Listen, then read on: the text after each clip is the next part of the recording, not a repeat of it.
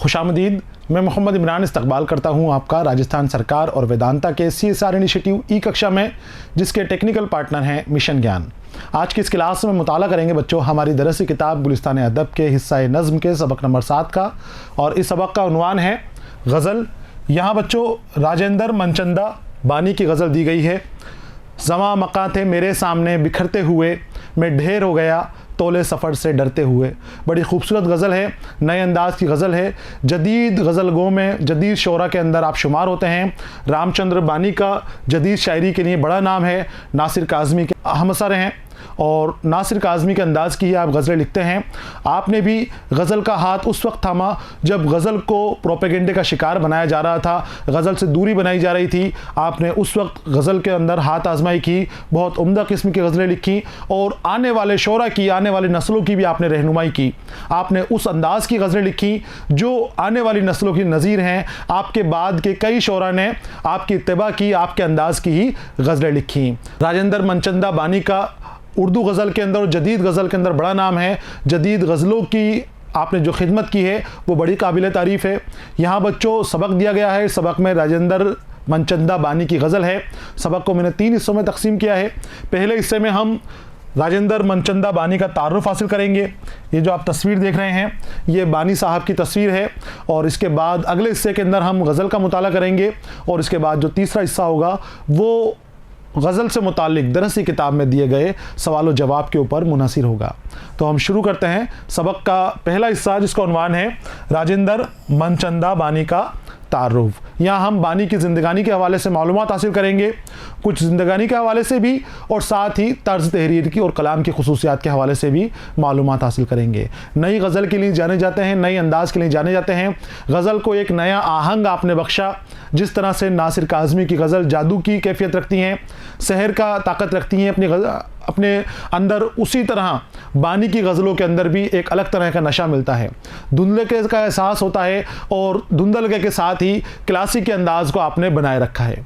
ये बच्चों बहुत नुमाया काम है आपका कि आपने जदीद गज़ल के अंदर क्लासिक के अंदाज़ को शामिल किया है, क्लासिकी को आपने जदीदियत बख्श दी है। इसीलिए भी आपका नाम बड़ी इज्जत के साथ लिया जाता है। तो हम शुरू करते हैं सबक का पहला हिस्सा, राजेंद्र मनचंदा बानी का तारुफ।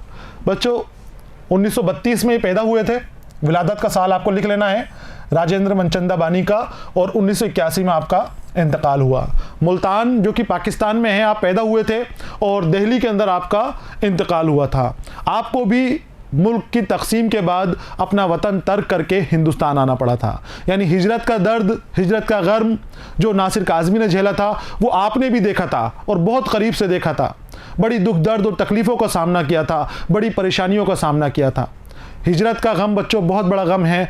बहुत सारे लोगों को यहाँ से वहाँ जाना पड़ा था और वहाँ से यहाँ आना पड़ा था। उस वक्त अपना घर भी छूट गया था, अपने दोस्त भी छूट गए थे, अपने लोग भी छूट गए थे, अपनी ज़मीनें भी छूट गई थी, जायदाद भी छूट गई थी, रुपया पैसा सब छूट गया था।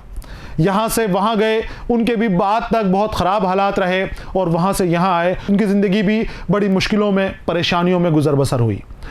राजेंद्र मनचंदा बानी भी वही शख्सियत हैं जिन्होंने हिजरत के तजुर्बे को अपनी गज़ल के ज़रिए, सुखन के ज़रिए, कलम के ज़रिए बाहर दिखाने का रास्ता बताया, और आपने अपनी गज़लों के ज़रिए उस तजुर्बे को ज़ाहिर किया है, उस दर्द को ज़ाहिर किया है। आपकी जो गज़ल है वो धीमापन लिए हुए होती है, लेकिन धीमेपन के साथ एक अजीब तरह की मिठास होती है जो अलग ही आपकी गज़ल का मंजर बना देती है। तो 1932 में आप पैदा हुए थे, और जगह आपको लिख लेनी है मुल्तान में पैदा हुए, और इंतकाल आपका दिल्ली में हुआ। दिल्ली में कब हुआ? सन 1981 के अंदर। बानी का पूरा नाम राजेंद्र मनचंदा था, और बानी आपका तखल्लुस था। तखल्लुस में आपको बता चुका हूँ, वो नाम, वो कलमी नाम जो शायर शायरी में इस्तेमाल करने के लिए अपना रख लेता है, शायरी में इस्तेमाल करता है, जा बजा इस्तेमाल करता है, और जिस शेर में अपना ये तखल्लुस इस्तेमाल करता है वो शेर मख्ता बन जाता है। तो बानी का रामचंद्र नाम था आपका, राजेंद्र मनचंदा नाम था, और बानी आपका तखल्लुस था। मुल्तान में पैदा हुए थे, जो तकसीम के बाद पाकिस्तान चला गया। इब्तदाई और सानवी तालीम उन्होंने आज़ादी से पहले मुल्तान में ही हासिल की थी। अब जब इंसान ज़्यादा दो ज़माने तक रहता है, बहुत मुद्दत तक एक जगह के ऊपर रहता है, तो वो जुड़ाव ज़मीन से उसका हो जाता है।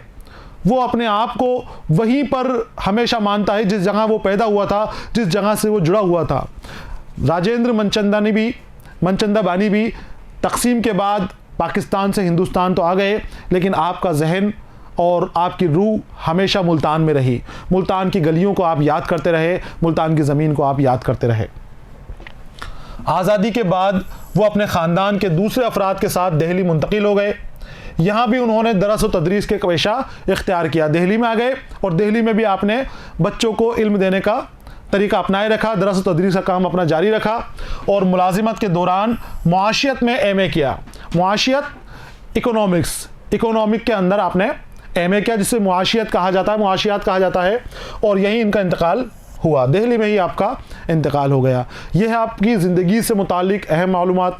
मुख्तसर है, लेकिन आपको सभी नुक्तों का ध्यान रखना है, सभी नज़रियों से इसको देखना है। अब आते हैं हम खुसूसियात कलाम की तरफ।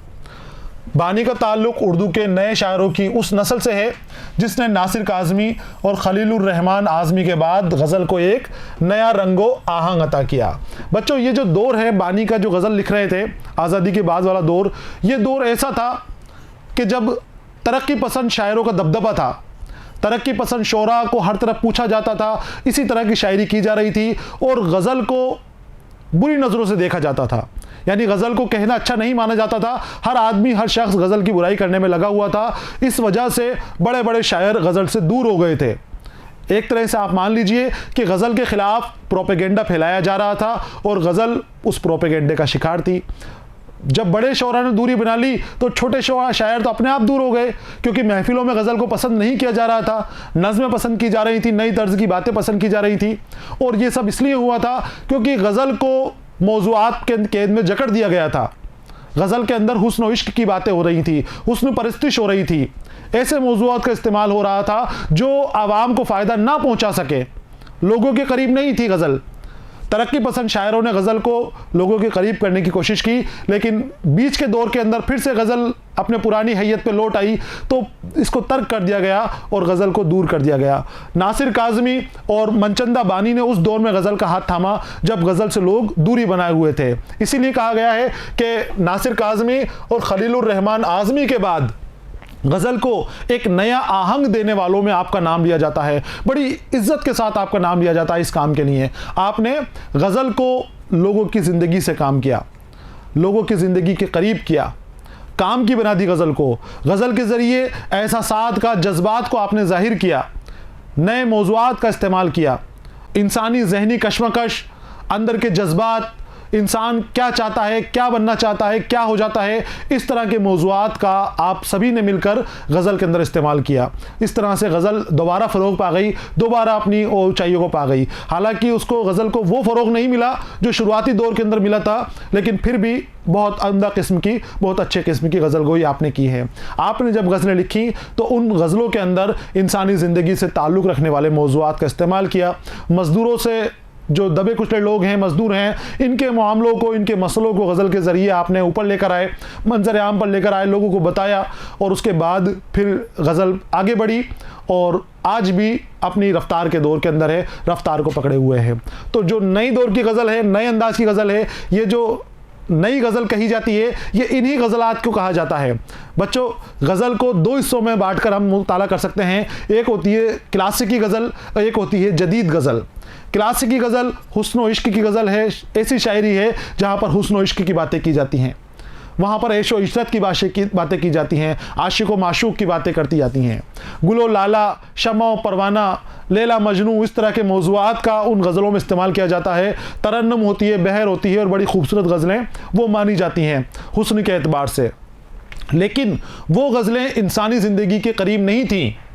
वो गज़लें सिर्फ़ ऐशो इशरत की गज़लें थीं, वो खुश करने के लिए गज़लें थीं। नवाबों को और बादशाहों को, जो हाकिम थे, हाकिमों को खुश करने के लिए वो गज़लें लिखी जा रही थी।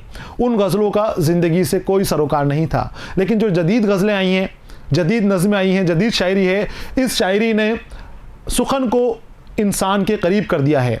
ये इंसानी हमदर्दी की मिसालें पेश करती हैं, इंसानी दोस्ती की मिसालें पेश करती हैं, इंसान के कश्मकश को ज़ाहिर करती हैं, इंसान के जज्बात को ज़ाहिर करती हैं, एहसासात को ज़ाहिर करती हैं।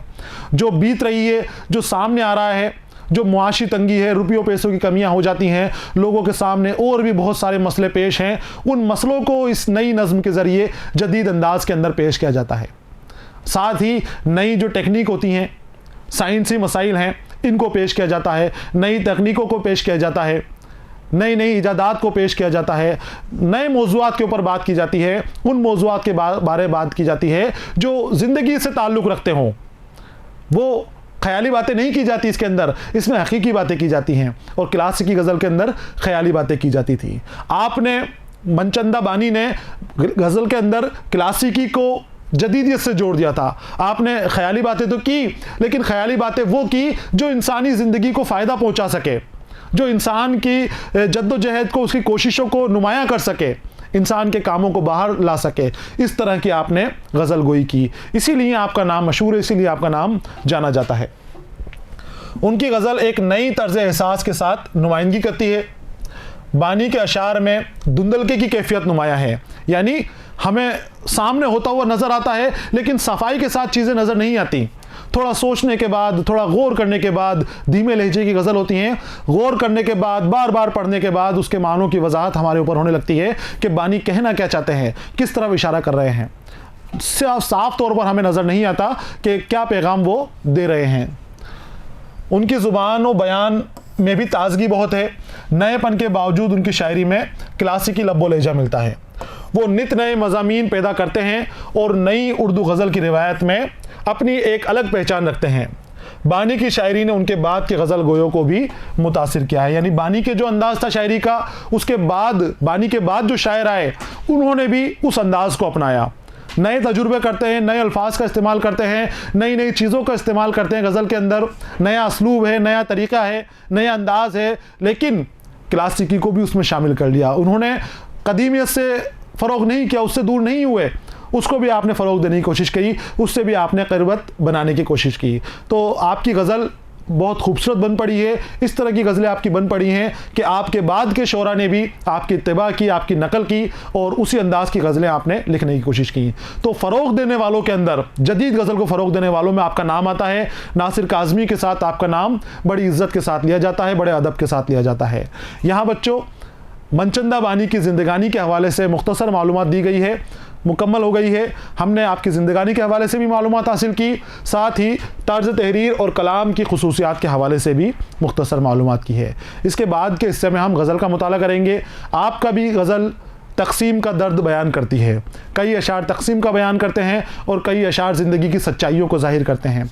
हम क्या हैं, क्या बनना चाहते हैं, क्या करना चाहते हैं और किस तरह का हमें होना चाहिए, इस तरह के पैगामात आपकी गज़लों से हमें हासिल होते हैं। अगले हिस्से के अंदर हम गज़ल का मुताला करेंगे। अगले हिस्से तक आपको इंतज़ार करना है। पढ़ते रहिए, खुश रहिए। अलविदा।